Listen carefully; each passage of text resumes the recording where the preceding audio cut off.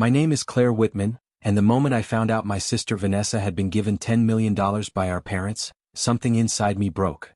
The lawyer handed her the check with a smile, and my parents beamed with pride. They didn't even look at me when they handed it over. There were no congratulations, no words of encouragement.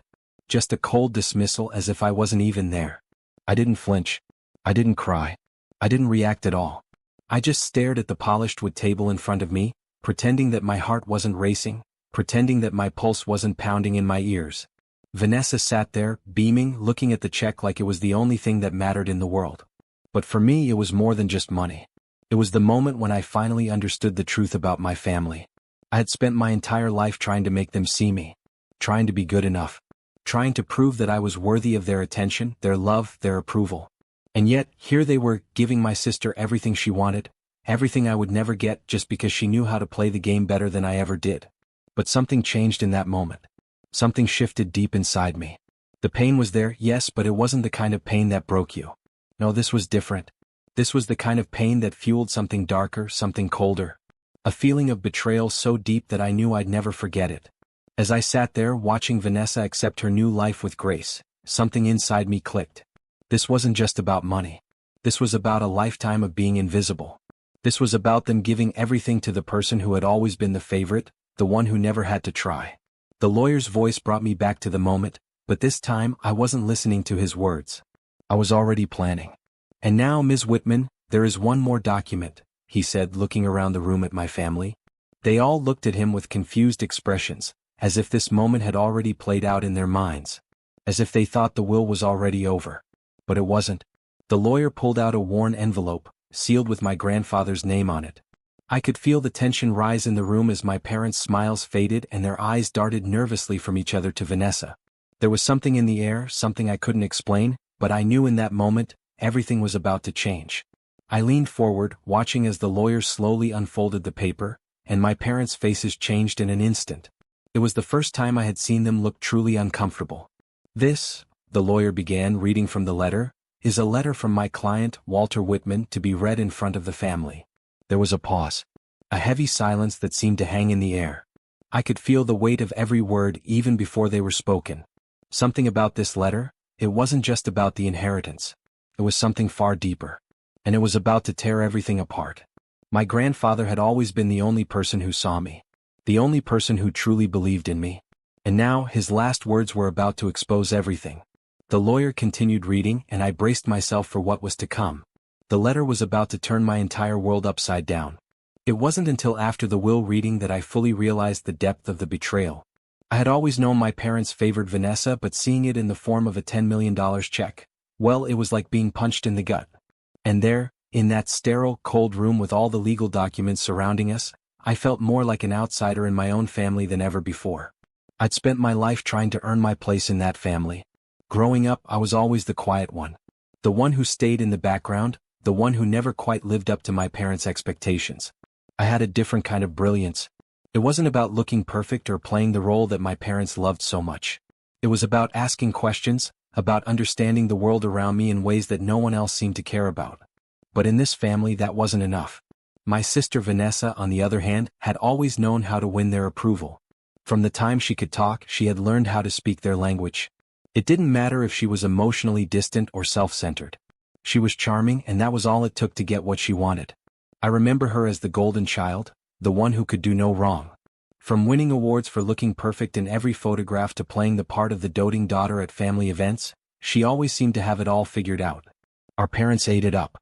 They adored her, and I was left behind. Growing up, I never got the praise I craved. My achievements were brushed aside, my dreams ridiculed. I had worked hard, had poured myself into my studies and my passion for science, but nothing I did ever seemed to matter to them. As the years passed, I kept my head down, pushed myself harder, and focused on finding success in my own way. But that success was never enough. No matter how many academic awards I earned or how much I excelled in my field, my family still saw Vanessa as the one who deserved the most. The difference between me and her was simple. She was the one who had learned how to play the game. I wasn't like her. I wasn't willing to fake it, to pretend that everything was perfect when it wasn't. But that was what they wanted. They wanted her smile, her charm, her performance. And for all my talents, They never wanted me to be anything more than the quiet, intelligent one who faded into the background. But now, seeing her with that $10 million check in her hands, I couldn't help but wonder if it was ever about anything more than a performance. They had never understood me, never cared to see the things that mattered to me. They hadn't been there when I needed them most. They hadn't known the things I struggled with or the quiet pain that I carried. And as I sat there, the weight of that realization hit me harder than anything else. It wasn't just about the money. It was about the fact that they had never truly seen me. And now, here they were, giving it all to Vanessa, who had never needed to fight for their attention the way I had. She had always been their favorite, and it was clear she would remain so. I looked at my parents now, sitting there, pretending to look surprised. They were masters at feigning innocence. My mother's face, always so serene, was now tense, her hands folded in front of her. My father was quiet, as always, his fingers tapping lightly on the table in a nervous rhythm. And then there was Vanessa, sitting there smugly as if this was all part of the plan. She didn't even have to ask for it.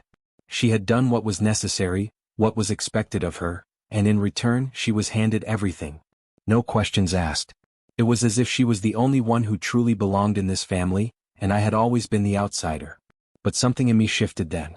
The anger that had been bubbling under the surface finally started to simmer, and for the first time, I saw my family for what they truly were. A group of people who had chosen to live a lie. They had built their lives around appearances, around what looked good on paper, and they didn't care who they left behind in the process. This wasn't just about money.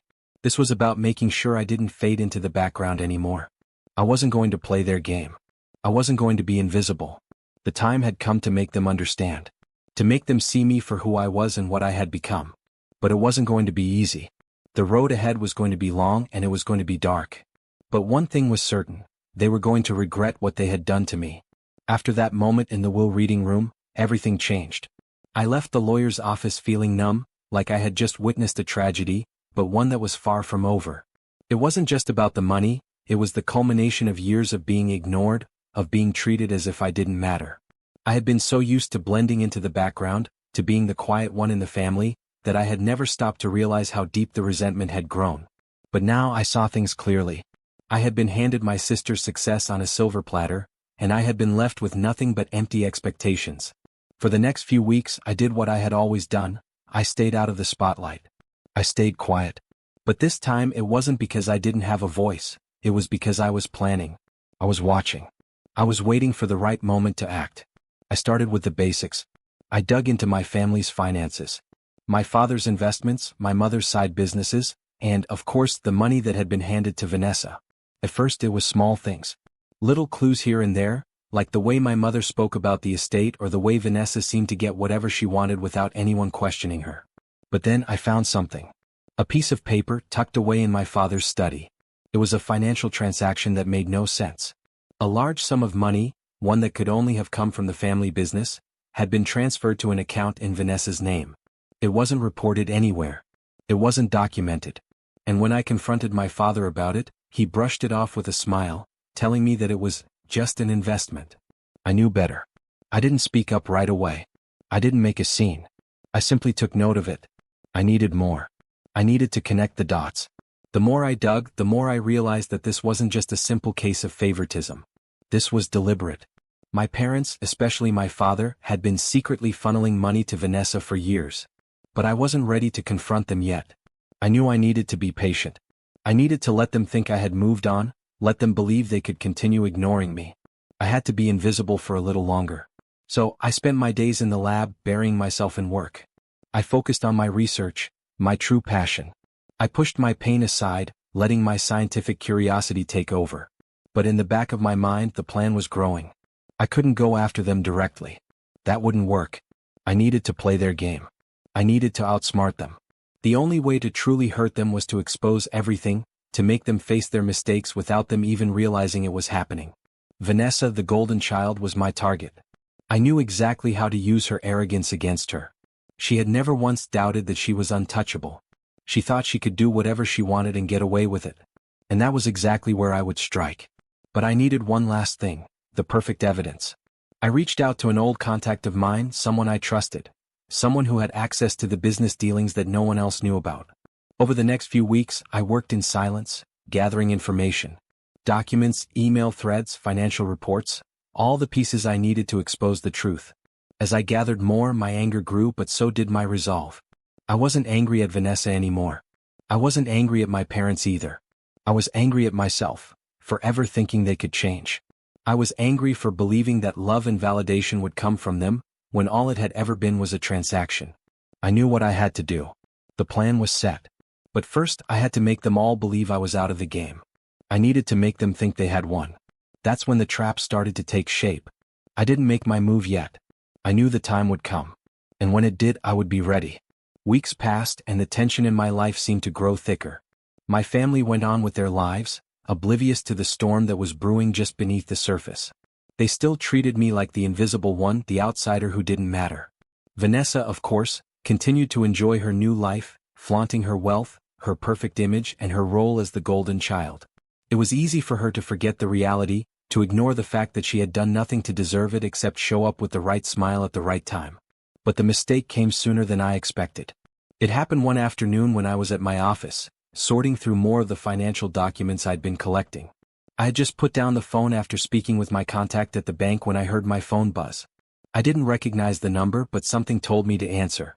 "Claire, you won't believe this," said the voice on the other end. It was one of my former colleagues, a woman who worked closely with Vanessa's company on some of their investment projects. She had always seemed a little too eager to be involved with Vanessa, but I knew her well enough to trust her. "What is it?" I asked, trying to remain calm, though I could already sense something was wrong. "Vanessa made a huge mistake. She's been running her mouth, boasting about the inheritance, about everything your parents have been doing for her. She's careless, Claire. She's so full of herself she doesn't even realize she's sinking her own ship." I leaned forward, listening intently. "What are you talking about?" "There's a new venture Vanessa is pushing. A real estate project that she thinks will make her even more money. She's been buying up property like crazy, using her inheritance funds to bankroll everything. And get this, she's been using your parents' name to close deals without telling them. Your father doesn't know. Your mother doesn't know. She's been manipulating them into thinking this is all above board, but it's not. She's crossing lines. She's taking risks that could ruin everything." The realization hit me like a punch to the stomach. Vanessa was careless. She was too arrogant, too sure of herself. She thought she could get away with anything. But this was the opportunity one had been waiting for. I didn't say anything for a long time. My mind was racing, planning, calculating. This was my chance. This was the crack in her perfect world, the mistake that would unravel everything she had built. If I played it right, I could expose her for the fraud she was, and make sure my parents saw her for who she truly was. "Thank you," I said, my voice cold. "You've just given me everything I need." I hung up the phone and sat there for a moment, allowing the weight of the situation to sink in. I had been waiting for the perfect moment to strike, and now it was here. Vanessa had exposed herself, and I was going to make sure everyone knew the truth. But I wasn't going to do it the way they expected. I wasn't going to confront her or make a scene. I would be much more calculated than that. I immediately began putting my plan into motion. I called my contact at the bank and instructed her to provide me with all of Vanessa's real estate transaction records. I needed every single detail: who she was dealing with, how much money she was moving, and what risks she was taking. I also reached out to some of my old friends in the legal world, asking them to look into Vanessa's investments and any shady business practices she might have been involved in. I knew that if I could get the right evidence, I could destroy her reputation in one fell swoop. But I wasn't going to stop there. Vanessa had played this game for so long, thinking she was untouchable. Now I was going to play it better. I would expose her, not just to my parents but to the world. She was about to find out just how much she had underestimated me. But even as the plan started to take shape, I knew I had to stay patient. I had to remain calm and collected. I wasn't going to act out of anger. This wasn't about getting revenge in the heat of the moment. This was about making sure that every step was calculated, every move executed perfectly. And when it was done, when everything was revealed, Vanessa would know that she had lost. She would know that the game she had been playing so well was over. She would be the one who had to answer for everything.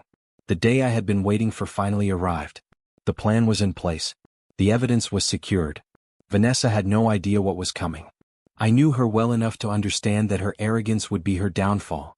She was about to realize that I was no longer the quiet, invisible sister she had always pushed aside.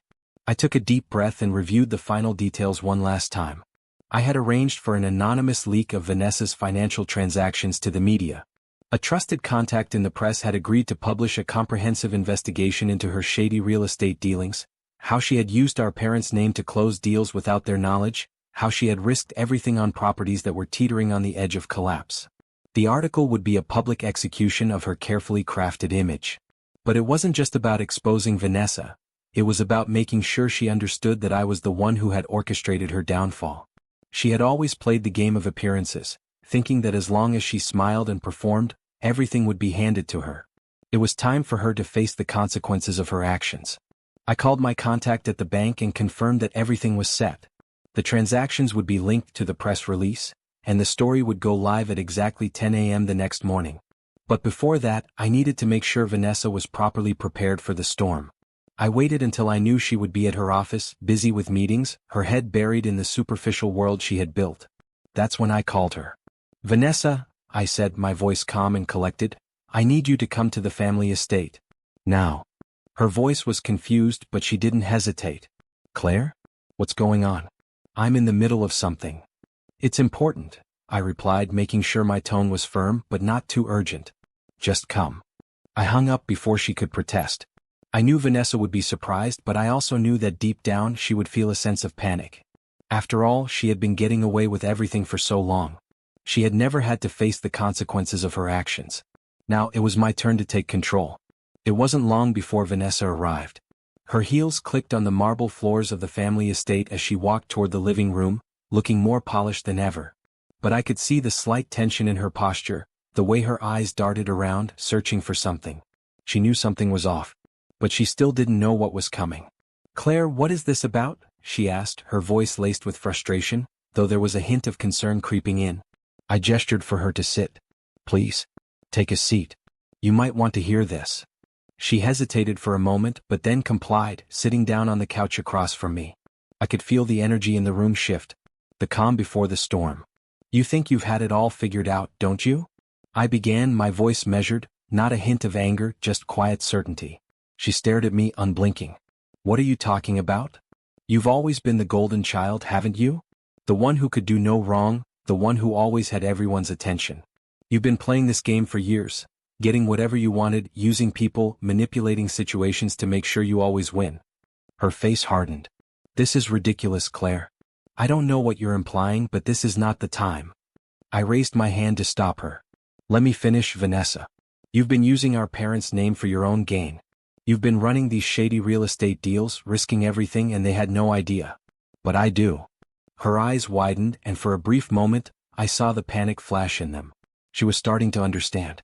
She wasn't in control anymore. "The media's about to know everything," I said calmly and deliberately. "The press will be running a story tomorrow about your business practices. I've already arranged for everything to be exposed. Your transactions, your lies, all of it. You'll be the one who has to explain why you thought you could get away with this." Vanessa's face drained of color. "You what? You're lying."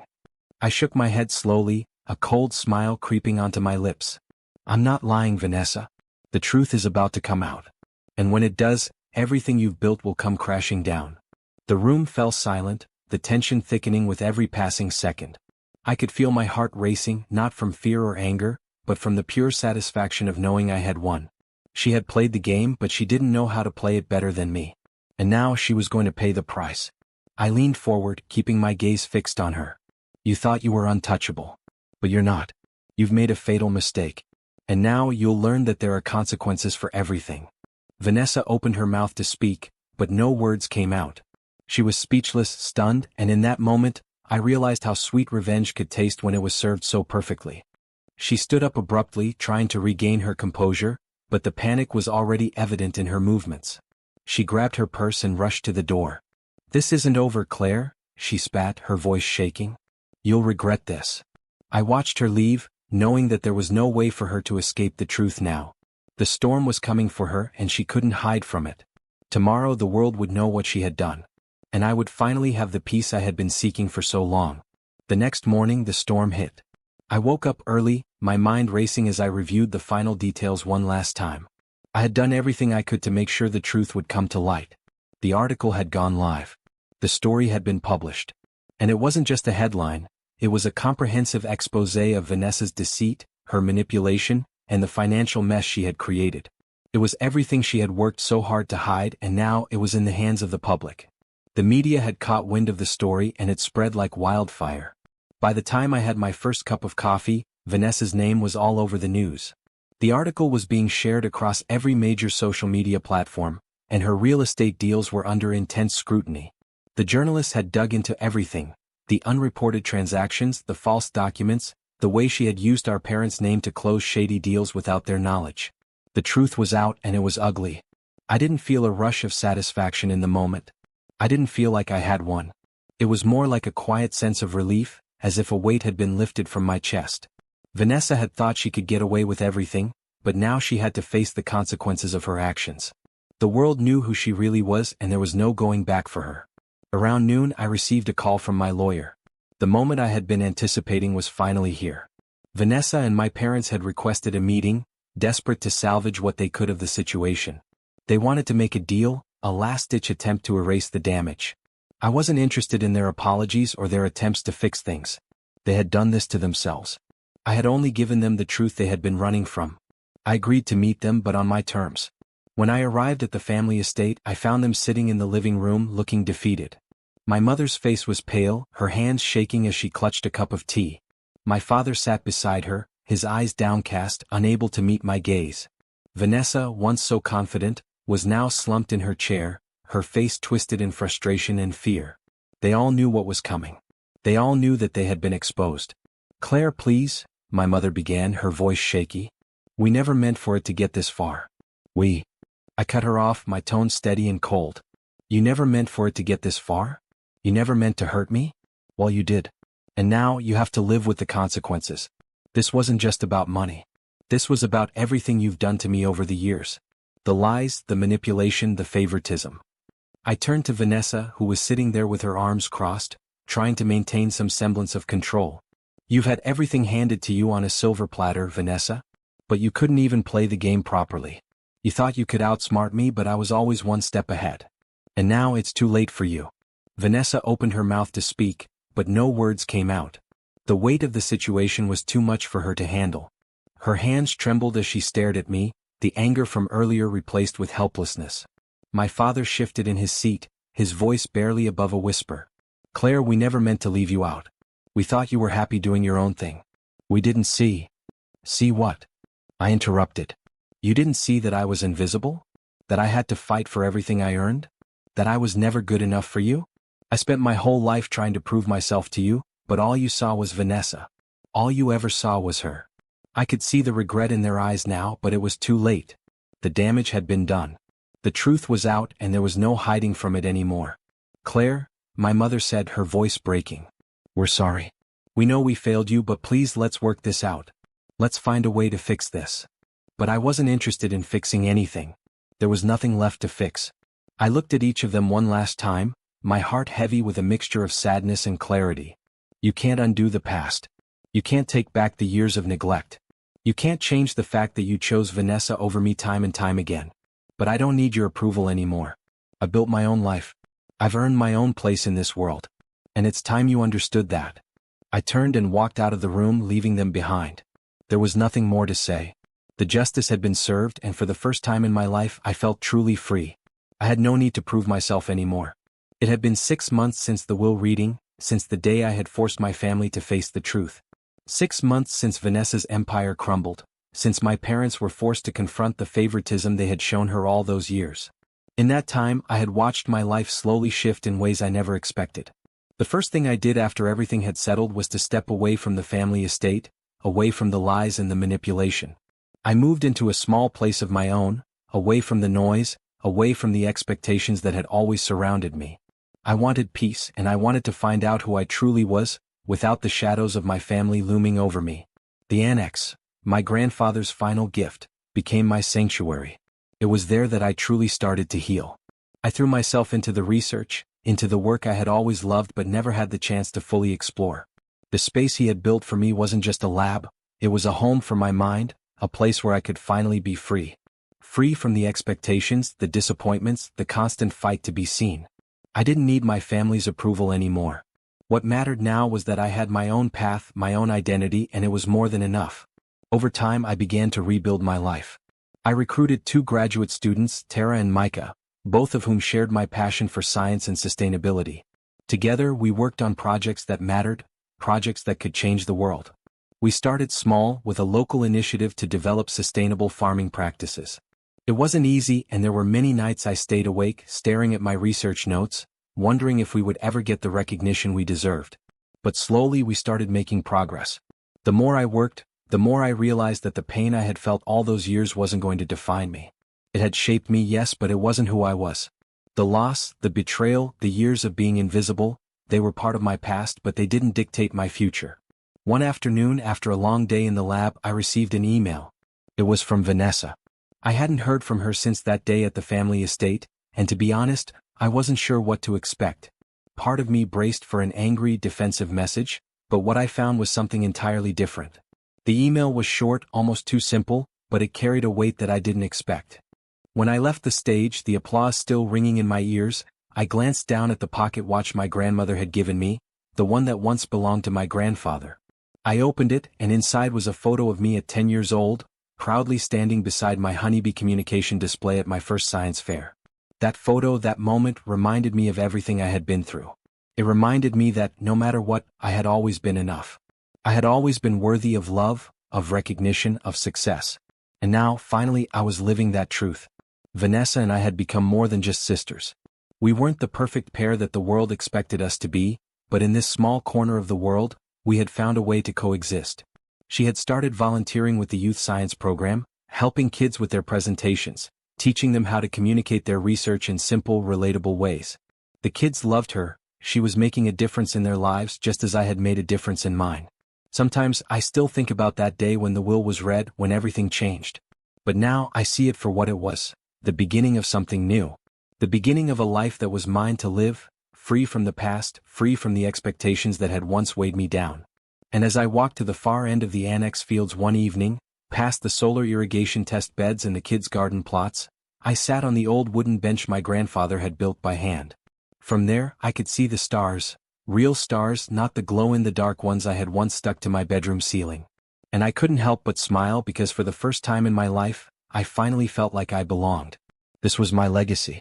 Not the money, not the approval, but the work, the change, the growth.